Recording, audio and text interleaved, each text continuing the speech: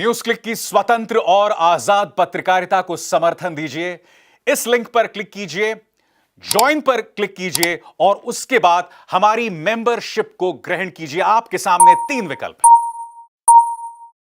नमस्कार, आप देख रहे हैं न्यूज चक्र। मैं अभिसार शर्मा। तो दोस्तों, ये कहा जा सकता है कि उत्तर प्रदेश भाजपा इस वक्त एक बहुत ही मुश्किल मोड़ में है और यह कहा जा सकता है कि इन दो चेहरों, उत्तर प्रदेश के मुख्यमंत्री योगी आदित्यनाथ और प्रधानमंत्री नरेंद्र मोदी के बीच में जो मतभेद हैं, उनके चलते इसका सीधा असर 2022 के उत्तर प्रदेश चुनावों पर पड़ सकता है। आज मैं इसको लेकर आपको तफसील से, विस्तार से बताने वाला हूं कि इस वक्त इनसाइड स्टोरी यानी कि अंदर की खबर क्या है। मगर उससे पहले आपको दो घटनाक्रमों पर निगाह डालना पड़ेगा, दो घटनाओं पर निगाह डालना पड़ेगा। सबसे पहले इन दो शहरों पर गौर कीजिए। उत्तर प्रदेश भाजपा के नेता राधा मोहन सिंह और साथ ही आनंदीबेन पटेल, जो कि उत्तर प्रदेश की राज्यपाल हैं, इन दोनों के बीच में मुलाकात होती है। मगर क्या आप जानते हैं इस मुलाकात की खास बात क्या है? इस मुलाकात में राधा मोहन सिंह एक बंद लिफाफा लेके पहुंचते हैं। इस बंद लिफाफे में क्या है, कोई नहीं जानता। कई तरह की थ्योरीज इस वक्त काम कर रही है। कोई यह कह रहा है कि इसके अंदर विधायकों ने कहीं ना कहीं बगावत की है उत्तर प्रदेश के मुख्यमंत्री योगी आदित्यनाथ के खिलाफ। इस वक्त इस बंद लिफाफे को लेकर सिर्फ और सिर्फ सुगबुगाहट है और कुछ नहीं। इस मुलाकात के क्या मायने, अभी कुछ देर बाद मैं आपको बताने वाला हूं। और दूसरा घटनाक्रम, इस बात को लेकर चर्चा बहुत बुलंद थी कि योगी आदित्यनाथ मंत्रिमंडल विस्तार कर सकते हैं और मंत्रिमंडल विस्तार करने का दबाव कहीं और से नहीं बल्कि केंद्रीय आलाकमान यानी कि प्रधानमंत्री नरेंद्र मोदी, अमित शाह और जेपी नड्डा की तरफ से आ रहा था। मगर अचानक शाम को तमाम न्यूज चैनल्स में खबर पहुंच जाती है कि मंत्रिमंडल का विस्तार करने का सवाल ही नहीं पैदा होता। इसका अर्थ क्या हुआ दोस्तों? प्रधानमंत्री नरेंद्र मोदी योगी आदित्यनाथ से कह रहे होते हैं कि मंत्रिमंडल का विस्तार करो, मगर योगी आदित्यनाथ कह देते हैं नहीं, ऐसा कुछ नहीं होगा। और उन्होंने मंत्रिमंडल का विस्तार नहीं किया। इसका अर्थ साफ है कि योगी आदित्यनाथ इस वक्त केंद्रीय आलाकमान से सहमत नहीं है, नंबर 1। नंबर 2, योगी आदित्यनाथ और केंद्रीय आलाकमान के बीच में एक कोल्ड वॉर चल रहा है, एक शीत युद्ध चल रहा है। और उन्होंने मंत्रिमंडल विस्तार क्यों नहीं किया, उसके लिए आपको इन दो चेहरों पर गौर करना पड़ेगा। एके शर्मा और दूसरा चेहरा यहां पर हैं केशव प्रसाद मौर्य। कौन है एके शर्मा दोस्तों? आज से 4 महीने पहले इस शख्स को इसी गाजे बाजे के साथ, जो कि आप इस तस्वीर में देख रहे हैं, लाया जाता है लखनऊ। एके शर्मा एक रिटायर्ड आईएएस ऑफिसर हैं, प्रधानमंत्री नरेंद्र मोदी के बेहद करीबी।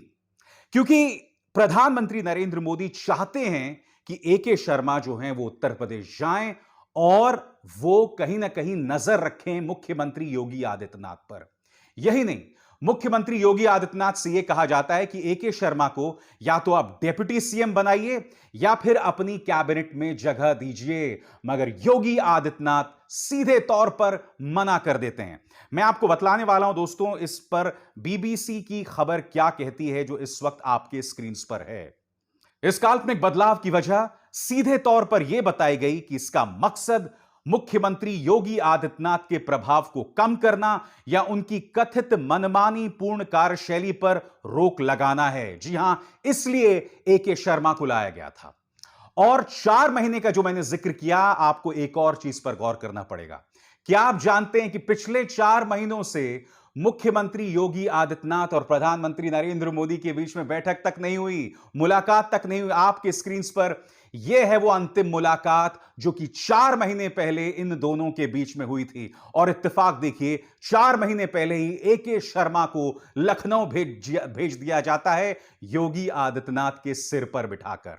मगर योगी आदित्यनाथ भी मंझे हुए राजनेता हैं। वो क्या कहते हैं आपके स्क्रीन पर? 4 महीने बीत जाने के बावजूद अरविंद शर्मा को ना मंत्रिपरिषद में जगह दी गई और ना ही अन्य जिम्मेदारी दी गई। अब यहां पर आपको दोनों पक्षों को समझना पड़ेगा। एक तरफ योगी आदित्यनाथ और दूसरी तरफ केंद्रीय आलाकमान। क्या कहना था योगी के पक्ष का? बीबीसी की इस खबर के मुताबिक मुख्यमंत्री ने साफ तौर पर कह दिया कि अरविंद शर्मा को कोई महत्वपूर्ण विभाग तो छोड़िए, कैबिनेट मंत्री भी बनाना मुश्किल है। राज्य मंत्री से ज्यादा वो उन्हें कुछ भी देने को तैयार नहीं हैं। मुख्यमंत्री योगी आदित्यनाथ के इस कदम को सीधे तौर पर प्रधानमंत्री नरेंद्र मोदी की अवहेलना और उन्हें चुनौती देने के तौर पर देखा जा रहा है। जी हां, सीधी चुनौती प्रधानमंत्री नरेंद्र मोदी को। और यही वजह है दोस्तों, पिछले 4 महीनों से प्रधानमंत्री नरेंद्र मोदी और योगी आदित्यनाथ के बीच में मुलाकात नहीं हुई। यही नहीं, 24 मई को भारतीय जनता पार्टी की एक बैठक होती है। इस बैठक में ये चेहरे भाग लेते हैं जो आपके स्क्रीन पर हैं। प्रधानमंत्री नरेंद्र मोदी, गृह मंत्री अमित शाह, बीजेपी अध्यक्ष जेपी नड्डा और आरएसएस के नेता दत्तात्रेय होसबोले। यह बैठक उत्तर प्रदेश चुनावों को लेकर थी, मगर क्या आप जानते हैं कि इस बैठक में योगी आदित्यनाथ को नहीं बुलाया जाता है, जिसका मतलब all is not well.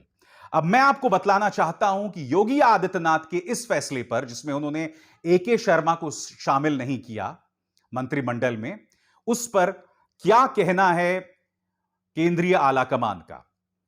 Party का नेतृत्व योगी आदित्यनाथ को यह अक्सर याद दिलाता है कि वो मुख्यमंत्री किसकी वजह से बने हैं, और मौका पाने पर योगी आदित्यनाथ भी यही जताने में कोई कसर नहीं रखते कि नरेंद्र मोदी के बाद बीजेपी में प्रधानमंत्री के विकल्प वही हैं। तो देखा आपने, यहां पर साफ तौर पर रस्साकशी चल रही है योगी आदित्यनाथ और प्रधानमंत्री नरेंद्र मोदी के बीच। तो एके शर्मा को मंत्रिमंडल में शामिल नहीं किया गया। अब इस दूसरे चेहरे पर गौर कीजिए, केशव प्रसाद मौर्य। केशव प्रसाद मौर्य जो हैं वो ओबीसी समुदाय से आते हैं और पिछले काफी अरसे से उनकी अवहेलना हो रही है। जी हां, उनको टारगेट किया जा रहा है।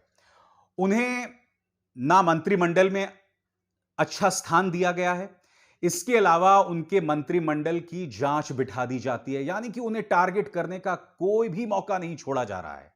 तो एके शर्मा हाशिए पर और केशव प्रसाद हाशिए पर, और इस बात को लेकर केंद्रीय आलाकमान योगी आदित्यनाथ से बहुत नाराज है। उधर कार्यक्रम की शुरुआत में मैंने आपको बताया कि राधा मोहन सिंह पहुंच जाते हैं आनंदीबेन पटेल से मुलाकात करने। इस मुलाकात के क्या मायने हैं, मैं आपको ले चलना चाहता हूं भारत समाचार नाम के न्यूज चैनल के विश्लेषण की तरफ। क्या कहते हैं उनके पत्रकार आपकी स्क्रीन पर। अब राधा मोहन सिंह द्वारा आनंदीबेन पटेल को सौंपे गए लिफाफे में आखिर क्या है, क्या हो सकता है? मंत्रिपरिषद का विस्तार और शक्ति संतुलन, या फिर इससे भी बड़ा फैसला? इसके पहले आपको याद हो, बस्ती दौरे पर गए मुख्यमंत्री को अचानक राजभवन से फोन जाना और उसके बाद लखनऊ वापस आके घंटे भर के बंद कमरे में वार्ता हुई थी। यह अब दूसरी बार होने जा रहा है कि राजभवन में किसी ने दस्तक दी है, यानी कि आने वाले वक्त में राजभवन बेहद महत्वपूर्ण भूमिका का निर्वहन करने वाला है, ऐसा लग रहा है। तो आनंदीबेन पटेल का किरदार बहुत अहम होने वाला है। और मुझे आपको यह बताने की जरूरत नहीं कि आनंदीबेन पटेल कहां से आती हैं। आनंदीबेन पटेल आती हैं गुजरात से। जी हां, गुजरात में वो प्रधानमंत्री नरेंद्र मोदी की खासम खास मानी जाती हैं, इसलिए उनकी भूमिका बहुत अहम हो जाती है।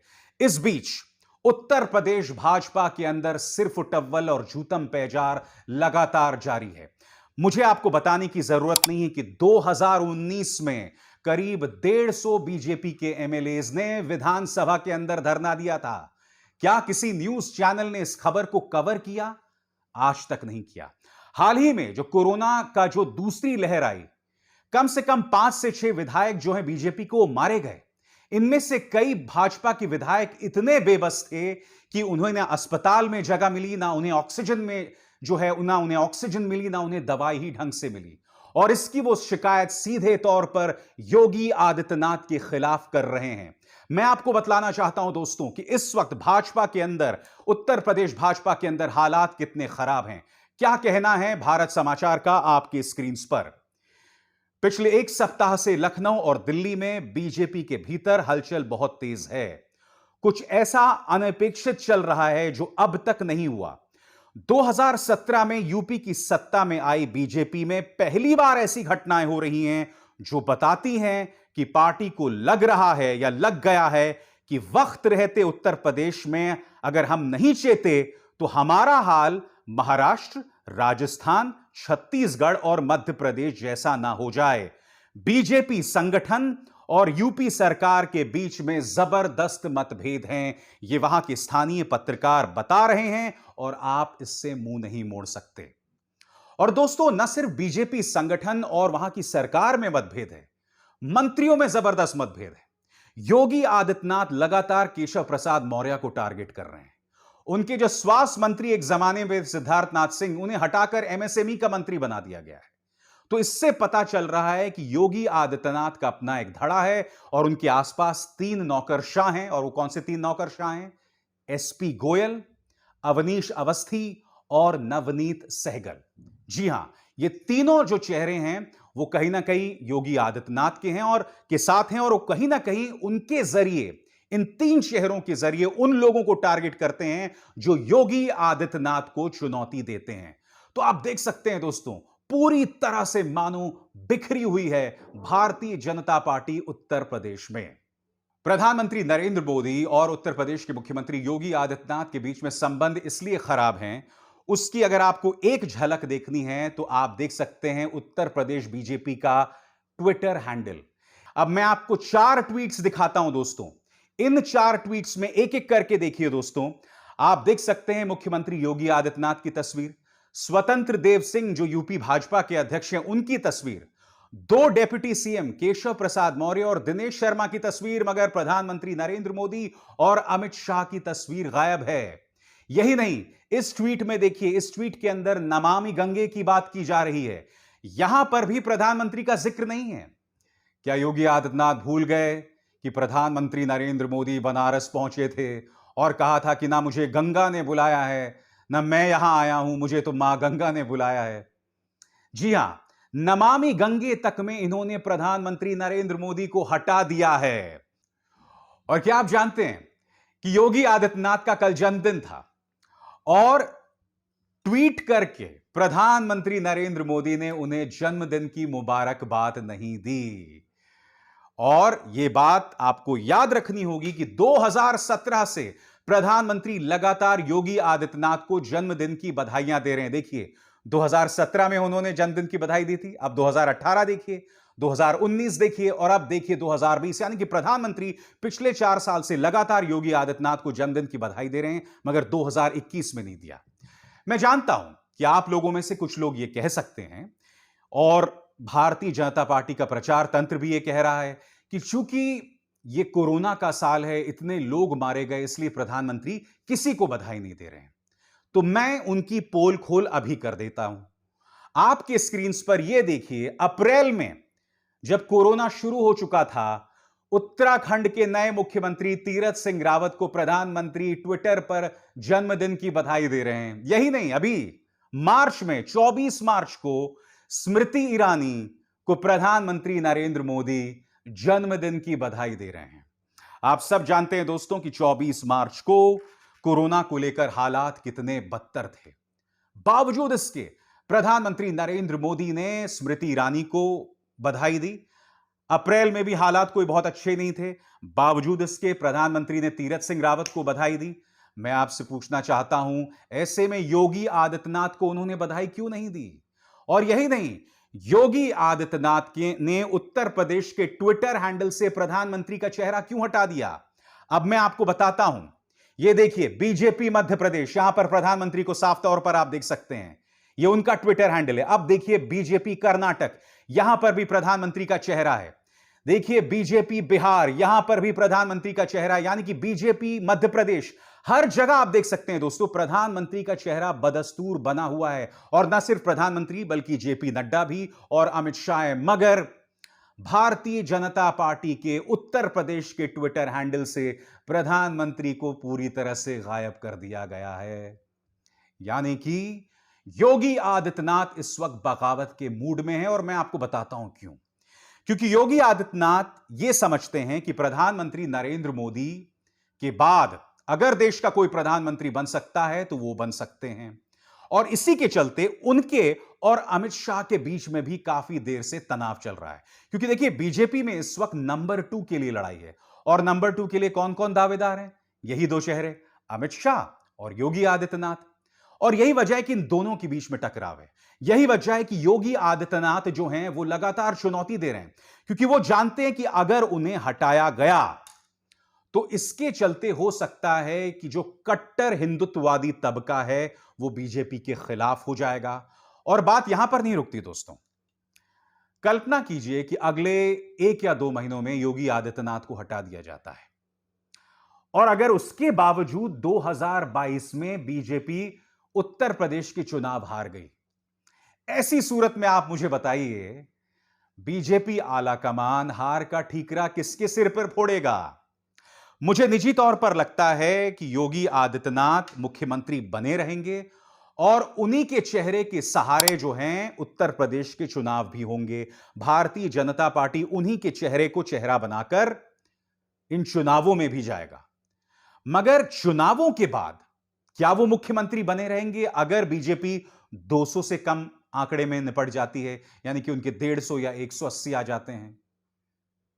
तब हमें देखना होगा कि क्या तब योगी आदित्यनाथ मुख्यमंत्री बने रहते हैं। और बात यहां नहीं रुकती। कल्पना कीजिए दोस्तों, अगर उत्तर प्रदेश के चुनावों में योगी आदित्यनाथ हार जाते हैं, यानी कि पार्टी को 100 सीटें भी नहीं मिलती हैं, तब मान के चलिए उस वक्त प्रधानमंत्री नरेंद्र मोदी और अमित शाह योगी आदित्यनाथ का राजनीतिक करियर हमेशा के लिए खत्म कर देंगे, उसे तहस नहस कर देंगे। उसके लिए आपको इतिहास में इन 2 चेहरों पर गौर करना पड़ेगा, कल्याण सिंह और स्वर्गीय अटल बिहारी वाजपेयी। इन दोनों के बीच में भी टकराव हुआ था जब कल्याण सिंह मुख्यमंत्री थे। कल्याण सिंह ने लगातार पूर्व प्रधानमंत्री अटल बिहारी वाजपेयी के खिलाफ बगावत के सुर बुलंद किए थे। उसके बाद उन्हें पार्टी भी छोड़ के जाना पड़ा था, मगर कल्याण सिंह का वो ओहदा, वो स्तर फिर से हासिल नहीं कर पाए वो, जैसा उनका उस वक्त था जब वो उत्तर प्रदेश के मुख्यमंत्री थे। तो इतिहास हमें बहुत कुछ सिखाता है। मगर आप जानते हैं, मैंने आज आपको बताया कि उत्तर प्रदेश की सियासत में क्या हो रहा है। दुख की बात यह है कि दोस्तों कि उत्तर प्रदेश के अंदर भारतीय जनता पार्टी को जितनी मेहनत कोरोना को लेकर करनी चाहिए थी, उतनी मेहनत इन लोगों ने नहीं की। आप देख सकते हैं कि उत्तर प्रदेश के चुनावों को लेकर बैठकें कर रहे हैं, मंत्रणाएं कर रहे हैं, साजिशें रची जा रही हैं, मगर कोरोना को लेकर इन्होंने कोई बैठक नहीं की। उल्टा मैं आपको एक और चीज बताता हूं, इन्होंने यूपी चुनावों की तैयारी अभी से कर दी है। बाराबंकी में बगैर किसी कारण के, आप जानते हैं क्या किया गया था? मस्जिद को तोड़ दिया गया था, जबकि अदालत का एक आदेश था कि आप मत तोड़िए, फिर भी इन्होंने मस्जिद को तोड़ दिया था। क्यों? ताकि समाज में तनाव फैले, क्योंकि उस घटनाक्रम के बाद मुसलमान सड़क पर आ गया था। और उसके बाद क्या हुआ आप मुझे बताइए? उसके बाद सीधे तौर पर वहां पर तनाव पैदा हो गया। अब इस दूसरी घटनाक्रम पर गौर कीजिए। अलीगढ़ का नूरपुर, यहां पर 2 दलितों की बारात निकलती है और मस्जिद के सामने उसे रोक दिया जाता है। इस वक्त भारतीय जनता पार्टी का प्रचार तंत्र नूरपुर के हिंदुओं के लिए जो है जद्दोजहद कर रहा है, उनके पक्ष में प्रचार कर रहा है। आज मेरे 2 सवाल। क्या आप जानते हैं कि असदुद्दीन ओवैसी का यह नेता नाजिम अली, इसने बयान दिया था, यह दरअसल पूरी खुराफात की जड़ है। इसने यह बयान दिया था कि मस्जिद के सामने हम दलितों की बारात नहीं निकलने देंगे, यहां पर सिर्फ नमाज होगी।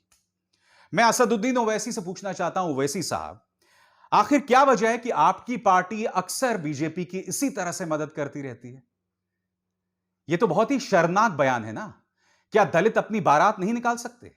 आपका यह नेता इस तरह से उन्हें रोक क्यों रहा है और आप नाजिम अली पर कार्रवाई क्यों नहीं कर रहे हैं?